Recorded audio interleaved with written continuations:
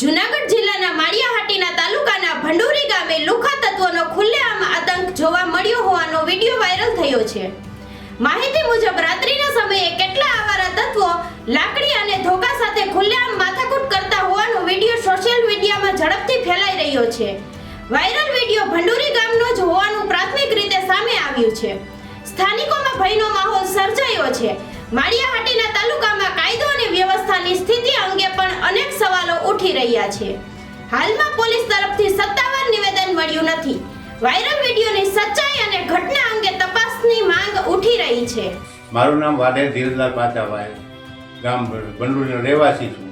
મારા છોકરાના ફોન ઉપર કાલે આરીફ ભૂરા નામના વ્યક્તિનો ફોન આવે અને અમુક સમયમાં પાછા મારા ઘરે આવી સ્વીપ ગાડીમાં લાકડી ધોકા હથિયારો વગેરે લઈ અને મારા પરિવાર ઉપર હુમલો કરેલ અને આ રીતનું કાવતરું કરનાર કોણ છે શું છે એ કંઈ હું જાણતો નથી।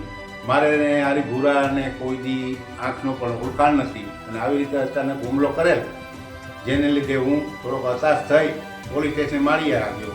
માળિયા પોલીસ સ્ટેશન 11:30 આસપાસ પહોંચતા 4 વાગ્યા સુધીમાં બેસાડી રાખી અને સાહેબ નથી, અત્યાર સુધી FIR લીધેલ નથી। તો આવા સામાજિક તત્વો, આવા અસામાજિક તત્વો, આવા સામાજિક પરિબળોને જે હેરાન પરેશાન કરતા હોય, હું સમાજની જ્ઞાતિનો પ્રમુખ હોય તો બીજા સમાજોએ આમાં વિચારવાનું શું? આ રીતે મારું કહું